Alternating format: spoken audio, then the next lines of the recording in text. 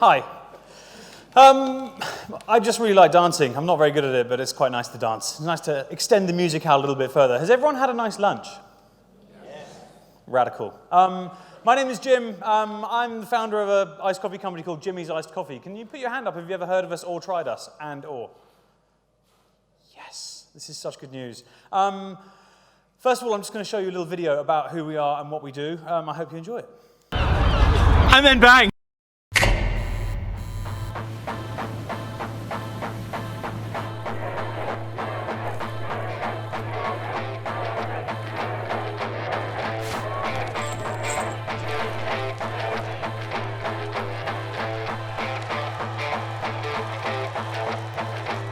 You know me from the first rap, so I don't need to recap. But in case I do, I'm the dude who brews the coffee with the screw cap. Stacks fat, heading out on the tarmac. Drop bar so heavy, you better be ready, you better be wearing hard hats. Ice cold beats like it's 2004. I'm medium sized, but I started small.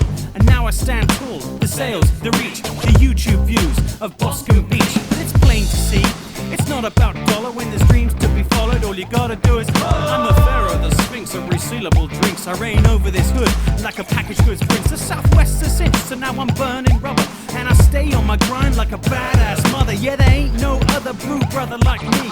So come take my spot if you got the beans. Who got the beans? Who got the beans? Who got the beans? Who got the beans?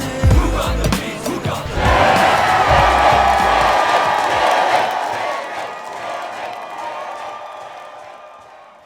So that last shot was Bournemouth. So as you can tell, I'm a Southern fairy. So thanks very much for having me today. It's very cool.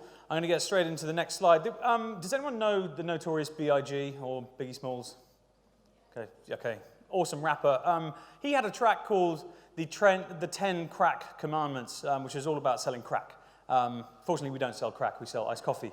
And we have the 10 coffee commandments. And I'm going to read them out to you because I quite like them. And this is part of what our company ethos is about. So our first one is always get high on your own supply. It's basically free, so you don't have to go to Starbucks, which is way better. We laugh in the face of business jargon. We get people sending us CVs sometimes saying, do you know what, I'm incredibly good at managing complexities. And you're kind of like, well, do you not mean you're good at getting shit done, kind of thing. We kind of find that quite interesting when people just say the most random long words just because they think they need to in a business sense. We live for ice cold iced coffee. It's so much better than hot coffee. We think the world will always keep spinning. In fact, we know it will. So if you're ever in a bad mood or something gets you down, we just think, well, dude, the world's going to keep spinning, so don't worry about it too much.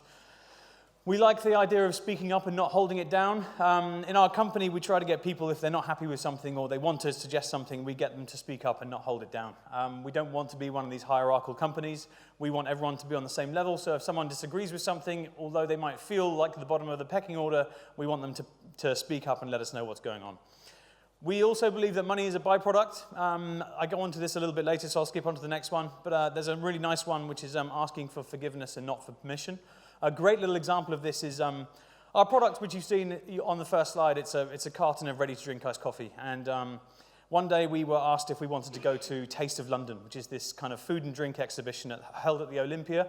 And it was going to cost us $4,000 for a tiny pitch for 4 days with artificial lighting, saying, would you like to try a sample? Would you like to try a sample? Would you like to try a sample?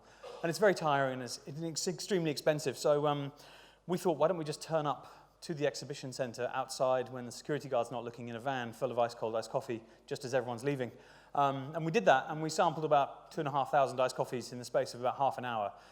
In which case, and that was when the security guard came along and was like, what the hell do you think you're doing? And we said, do you forgive us? And he said, this one time, yes. But if we'd asked for permission, there's no way in hell we would have done it. But it was really cool. Another thing we like doing is taking a drive. If you ever get fed up or bored or something, just go and do something for yourself.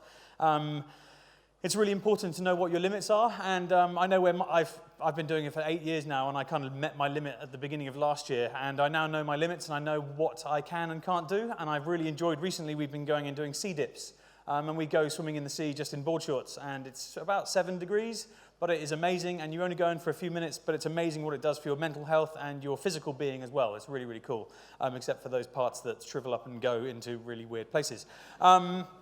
But the idea of taking a drive is really, really cool, just to go and get some fresh air, whether it's climbing, walking, diving, hiking, whatever you want to do, taking a drive is a good thing to do. Our colleagues and customers are all the same people. They're all crew. Everyone is a human, and it doesn't matter who you are. We want to treat everyone as equally as we possibly can. And then lastly, we have a phrase called Yalla Habibi. I'll talk about that in a second, but it's an Arabic phrase from the Middle East, and it basically means, come on, my darling.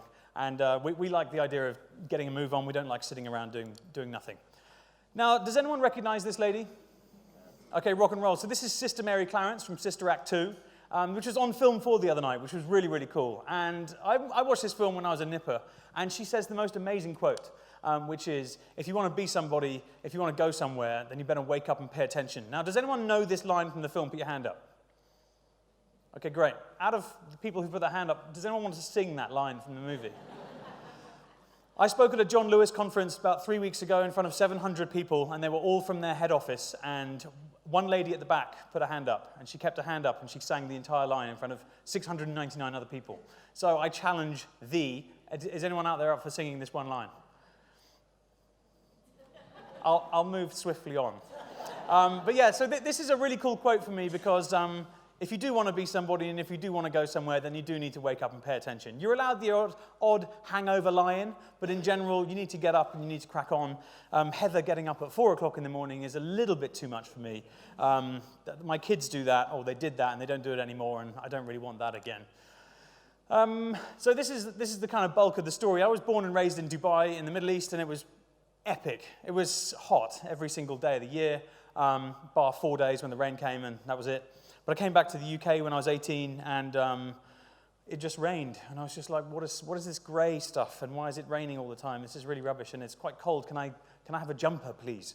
And when I came back, I did this like art degree thing for a year. It was a foundation art thing, which was pretty cool. And then I went to go to Surrey in Farnham in Surrey, to go and study graphics. Because when I was asked as a kid, Jim, what do you want to be when you grow up? I said, I want to be a graphic designer, I want to have my own agency, and I want to live in London and drive a Porsche. That was my thing. Not a fireman or an astronaut, this was my thing that I wanted to do. And it turned out that I'm actually really shit at drawing and really crap at computers. I don't like being anywhere near London, and Porsches are okay, but they're not my favourite car. So I realised after 3 months I got to quit. So I came back to Bournemouth and I got a job in the most ridiculously rubbish regional nightclub. And regional nightclubs are amazing for a short period of time. And what I realised most about those places is I love throwing a party. So I thought, I wonder if I can go and study how to throw a party. Doesn't really make much sense because it's quite easy. So I went to go and study arts and event production and learning how to throw festivals and parties and bits and pieces. And I became a student brand manager for Red Bull on Bournemouth University campus. So I was the eyes and the ears for the brand on campus, which is really cool. And when I finished my degree in 2004, I went on the road with Red Bull and another production company, basically going to every single music festival, every extreme sports event with Red Bull and this other company, building bars, building stages, handing out Red Bull, driving really, really cool trucks, and basically having the most amazing time. So that summer of 2004 was one of the greatest summers of my life, but it finished in September with an amazing festival called Festival on the Isle of Wight. And when that finished, I went back to Bournemouth and I was like, right, I need to go and get some work. What am I going to do? There's no music festivals. I know I'm going to give my cousin Pete a call because he's a builder and see if he's just got any work until the next festival comes along. So I rang him up. I was like, hey, Pete, have you got any work? And he's like, yeah, dude, you know what? Why don't you come to my unit on Monday and I'll give you some work to do. So I enthusiastically turned up at his unit at 8 o'clock the following Monday, and he showed me this vast pile of wood stuck up in the corner and a massive pile of paint on the floor, and he said, can you paint? I said, I can paint. So, Jim, can you paint that? I was like, yep, that sounds great. My school reports when I was younger always said Jim's like massively enthusiastic. I mean, 2 and 2 is 100% 5. Definitely that's it. So the enthusiasm is there, but the other stuff, maybe not so much there. So I got these pieces of wood and I started painting. And really enthusiastic about it, obviously, to start with, and then realized after a couple of days, oh my God, I'm just going to be painting wood for the rest of my life. This is terrible. So I sent him a text message and I was like, hey, Pete, quick one, dude. How long am I going to be painting this wood for? Send. Bing, reply, welcome to the real world. Oh, delete. Carried on painting, painted for a few more weeks. And then I get a, then he turns up at the unit one day, and I'm almost like a dog with the parent coming home like, have I got another job to do? And he said, yeah, do you know what, you have got another job to do. Come with me. So I was like, yes, we're getting out of the unit. And he took me down to the beach. He's like, you see that massive patch of sand? I was like, yeah. He said, it needs to be about this deep. And here's a spade. Oh, shit, right, okay. So I started digging these holes for this guy, my cousin, and it kind of got a little bit weird. You know, 50 pounds a day digging holes and painting wood was quite painful. So I did that for the entire winter. The next summer came along and I got a phone call saying, Jim, come and do the festival circuit again. So I was like, Pete, I got to go. I'm going to go and do these festivals. And I guess acting like a bit of an idiot, people said, Jim, rather than building these stages, why don't you get on the stage? We're going to go and get you a really cool mermaid's costume for you to wear. And you can start introducing bands and acts at some of these massive festivals across the UK. So I thought, you know, if I have 5 beers, I can easily get into that costume. I'm going to get paid way more than £50 a day. I can waddle out onto stage, because it's going to take forever to get out on a mermaid costume, introduce a really cool band, and then get off stage. So that summer was amazing, despite being slightly humiliated. Then that summer finished, and then the winter came along again, and I started doing more labouring work. And this time I wasn't working for my cousin, I was working for another guy. And I did that for summer on, summer off, summer on, summer off. Until one day I kind of realized, you go through life and you're either just cruising, which is the best, like totally the best way to be, or you're kind of spiraling and you're going up and up and up and up and up, but then there's always a potential down, down, down, down, down. I didn't realize, but I was doing this down, down, down thing, and I basically hit rock bottom one day, and my rock bottom moment was working for this old guy on a building site, and I've been working with him for months, and I was just so bored of building, and he bent over to pick something up, and I'm doing my thing, but turn around, and I know everyone knows what a builder's bum is, but this was vast. And I saw it, and I just did that, and then basically my life flashed before my eyes. And I kind of slow clapped myself. You know when you sarcastically slow clap someone like, yeah, you complete idiot. I basically did that to myself. And I said, Jim, well done, you're 27 years old, you've got a degree, you're a part-time mermaid, you stare at old guys' bums, and the only really good thing going for you is you've got like a really, really beautiful girlfriend. And the question is, Jim, what do you reckon her mum says when she's out at coffee with her friends and they say, so, Julie, how's Sophie's boyfriend Jim? Is he still that mermaid kind of guy? And she'll go, yeah, but he loves her. He does love her. But beyond that, it would be like, yeah, no job security, no house deposit, no nothing, none of this kind of stuff. And I thought, do you know what? I need to sort my shit out. So I drove home in my van, and I absolutely wailed. I basically screamed my head off. I was crying. Every noise came out of my mouth, and I came home, and my girlfriend, who's now my wife, she was like, what the hell is wrong with you? And I basically just said, we've got to get out of here. This is terrible. You can see my veins. I'm staring at that old guy's bum. I'm a part-time mermaid. Why are you still with me? This is just so stupid. Can we go to Australia, please? And she said, yeah, that sounds great. So I carried on working for the bum crack guy and got a job in a bar. And we eventually left in November 2009, something like that. And we touched down in Melbourne, and it was like immediate heat, and it was the most amazing time. We bought a 4x4 truck, we ripped the back seats out, we put a bed in the back, and we just bummed around Oz. And it was really, really cool. We worked in surf schools, we drank Goon, which is boxed white wine, it gives you the worst headache in the world. And we drove around a lot. And I had this kind of eureka moment, which is driving around, and I was thinking, and I didn't know what a consumer need state was at the time. I do know a lot about that now. But my consumer need state was, I'm quite thirsty. I'm quite hungover, I'm quite hot, and I really fancy something to drink. I don't want water because it's boring. I don't want a hot coffee. I certainly don't want tea.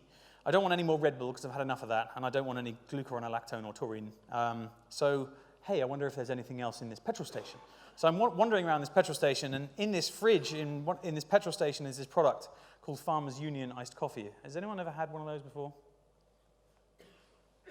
No, okay. So Farmers Union Iced Coffee is like an old school milk carton filled with the most glorious tasting iced coffee you've ever had. And you have to open it where you pull back the cardboard and pull the thing forward. And something about that aesthetic for me is really, really cool. So instantly when I saw the branding, I liked it, and then I saw the packaging and I liked it even more, and then I thought, flipping heck, the ingredients have got to be good. So I took it outside, once paying for it, and I necked it, and I thought, well, this is blatantly laced with crack. I need to go and get another one to make sure that it's perfectly normal. And I bought another one, and I drank that.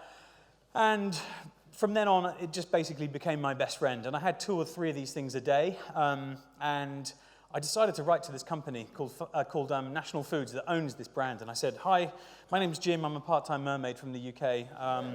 I've come over to Oz. I found your amazing company, and I want to license your brand and your ingredients in the UK so I can get high on my own supply, and I don't have to stare at an old guy's bum anymore. Added to which this came from jimbocregan@hotmail.com. So you can imagine their reply was, dear Mr. Cregan, no. So I was like, okay, fine, let's tailor this email, let's make it a little bit better. So I took out the mermaid bit, and I wrote 4 emails, and after the 4th go, they finally said no. again and again and again. So that was really disappointing, but it was fine.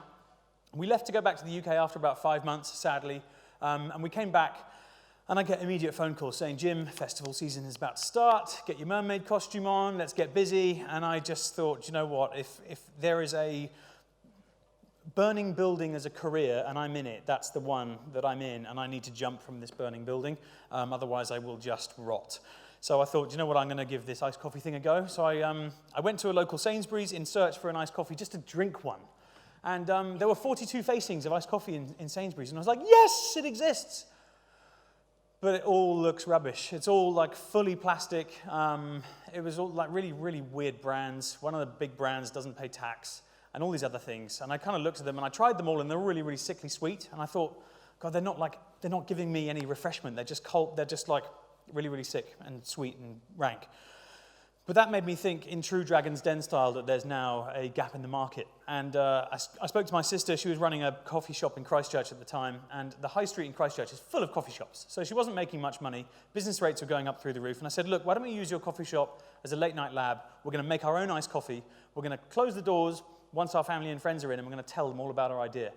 So we did that, and we showed them the competition. We showed them our ideas, our branding, our flavors, and all this kind of stuff. And unanimously, everyone said, you've got to go for this, because this could be pretty cool. So we basically stole all of Mum and Dad's money,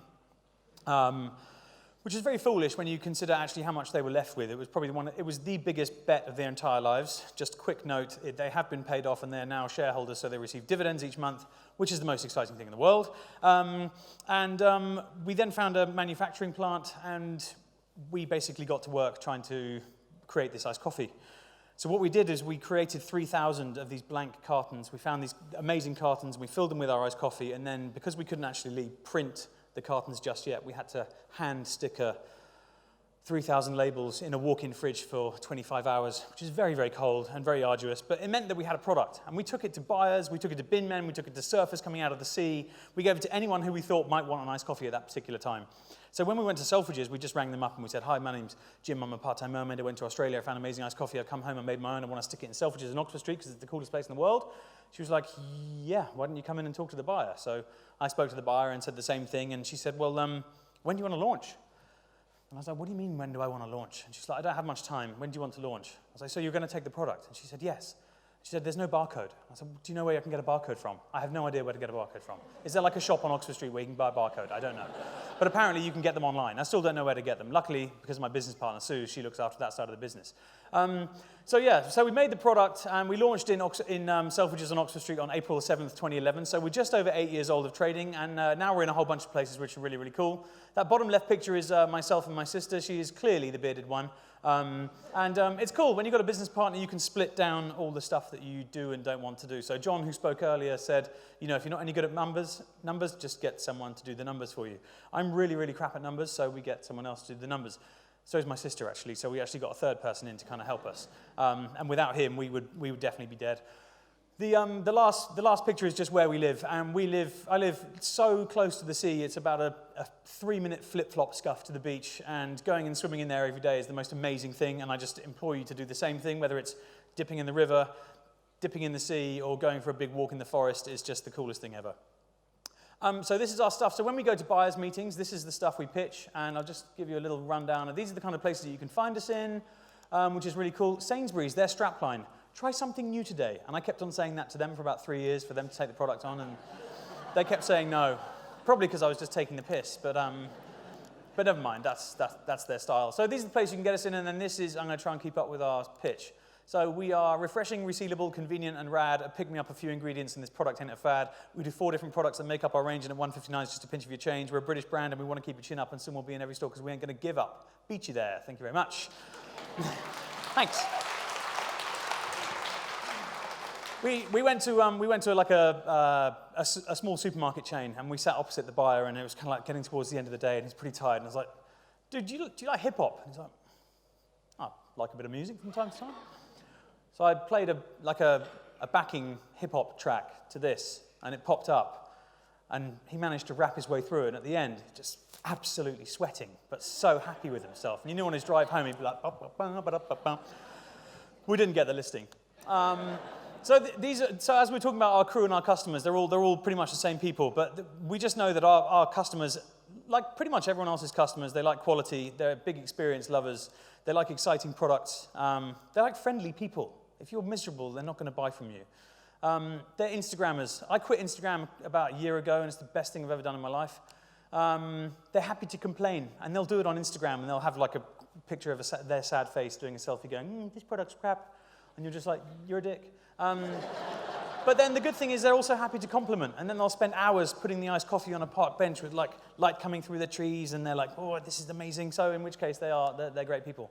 And they are just people. People are just people. And the more we realize that, the easier life's going to be. This is our crew, or part of our crew. We're a team of 17 now, and they just all rule. This is in Christchurch. We had there was a flower festival, which we won because we did such a great installation. But we have three values in our company. One is Yallah Habibi, which means basically just hurry the hell up. We're number one crew. We believe that we're the number one crew. And we also have Own It. So every single person in our company has a shareholding in Jimmy, so that if one day we do sell, then they can cash out and they can get their own little piece of pie towards a mortgage or something great. And it doesn't necessarily, we're not doing it because we want them to work harder because they already work their nuts off anyway. It's just about being more included in something. Does anyone know Babe, the pig movie? Okay, rock and roll. So for those of you who don't know this movie, it's about a farmer who uses a pig to herd sheep. Pretty random. He's there in a field. There's this beautiful scene where he's using this pig to herd sheep in the field, and his wife comes over the top of the hill, and she looks over at him, and she thinks, God, he's such a weirdo, and he walks off, and this is when the narrator says, Farmer Hoggets knew that little ideas that tickle and nag and refuse to go away should never be ignored. For in them lie the seeds of destiny.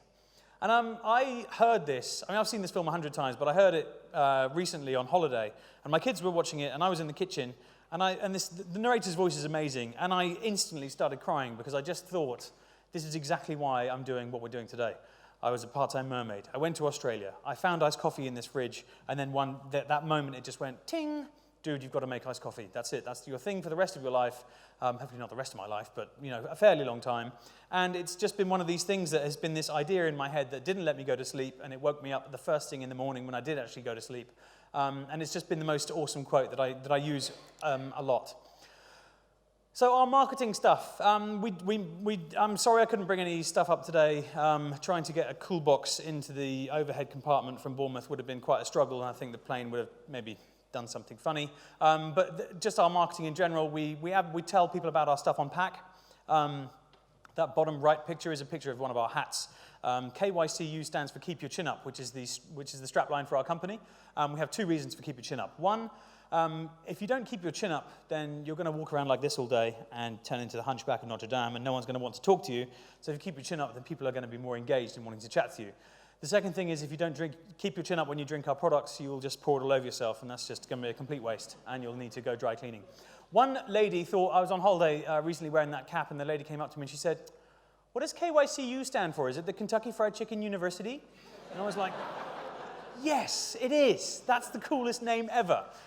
Then we do other stuff, so we do talks like I'm talking to you guys. Again, thanks for having me, it's really cool. I do a lot of talks at schools and colleges and stuff locally, which is real cool. We do loads of product sampling. We've realized that rather than doing QR codes and augmented reality and stuff, we just get the people to try our product, because if they like it, then the chances are they'll go and buy it if it's en route and convenient for them to pick it up. We do loads of social media stuff. I'm not going to talk about that because I find it boring myself. And we also like collecting classic cars, which is really fun. It'd be quite nice to convert them all to electric, because I don't think a 5-litre V8 is doing much great for the planet. One cool thing that we're working on now is creating the KYCU Foundation, so the Keep Your Chin Up Foundation. One of the projects that we support is through surfing, and it's a charity called the Wave Project, and it basically gets young people to go on an 8-week surfing program to basically increase their confidence. And it's an amazing thing to see what they do, and we love being involved with them. We've just done a really cool charity fundraise with those guys.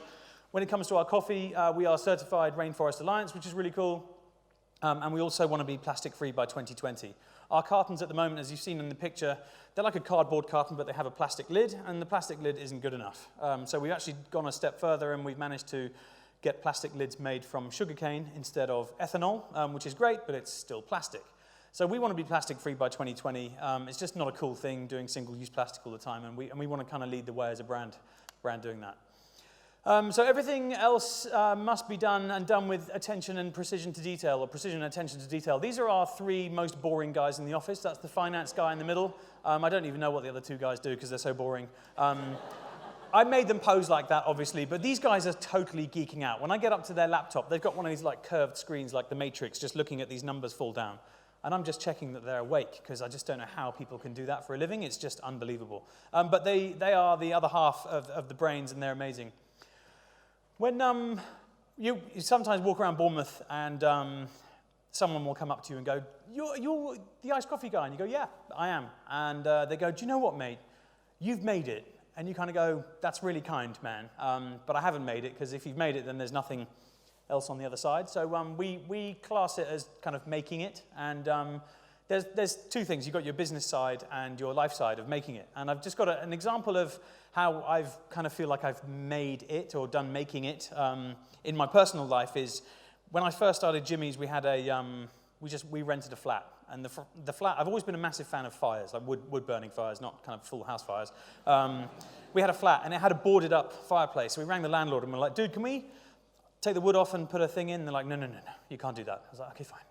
So we did that for a couple of years. And I was like, right, when we move into our next flat, we've got to have a fire. So we moved into the next flat, and there was this really beautiful 80s electric fire with like the fake coal and this glowing thing. I'm like, yes, we're closer to a fire. This is great. And then we moved into a house, a rented house. So we've gone from a flat to another flat with an electric fire, then to a house with a gas fire, ladies and gentlemen. It was really cool. Again, random lumps of weird coal that the kids would rub all over their face. So we were nearly there. And then finally, we managed to get a deposit together for the house that we're going to live in for a really, really long time. And we could just do whatever the hell we wanted with it, because we actually owned it. So we bought a wood-burning stove, and the guy came over to install it. And he did it, and he's like, right, let's just light it up just to make sure it's okay. And I was like, whoa, dude, no. I've been waiting for this for like 6 years. Get out of my house. And he's like, no, I need to sign it off. And I was like, can I just send you a photo? Or if the house doesn't burn down, then you know it's okay. And he's like, no, I really have to do it. So he lit it and lit the fire, and he's just sat there, yeah, it's pretty good, it's okay. And I'm just in the corner just sobbing like a baby, just like... And he's like, right, it means a lot to you, doesn't it? And I was like, yeah, now can you go? So he went, but that for me was like one of these kind of like progressional making it style things. And in business, it's the same thing. It's there's all these milestones that you have to get over, whether it's just trying to find the right people, or moving into a new premises, or securing a new listing, or doing some banging kind of marketing campaign. But I've just got a list of things that we use that we think are pretty useful when you are making it. So the first thing that I believe you've got to have is hunger and drive. If you don't have hunger and you're not driven, then you're just going to, again, just lie in bed. And that's cool some days, but not all the time. If you don't have a real story, you're going to end up lying to yourself, or, I don't know, just not really doing something real. And I've spoken to people who, start up food companies, and they're like, yeah, I want to do that, but I just want to get rich. And there's no real story or kind of depth behind it. It's really useful to have a plan. Some people find having a plan can be kind of daunting, because people think of plans as IMs, or information memorandums, which I still haven't got a clue what memorandum actually means. All I know is that our plan is that we want to make awesome, ready-to-drink iced coffee in great fridges across the UK and beyond. It's that simple. We want to make rad products. If you don't make rad products, then you'll only have first-time customers. And yes, you'll always have a first-time customer, but you need a lot of repeat purchase, especially in our game, FMCG, fast-moving consumer goods. So making rad products is really, really important. Trusting your instinct is amazing. You could have some data company going, if you give us 50 grand, we'll tell you the answer. And you're kind of like, I think I know the answer already. And they're like, how? And you go, it's just in here. And it just says no. No is the answer. And they're like, but if you spend £50,000 with us, it might be a yes.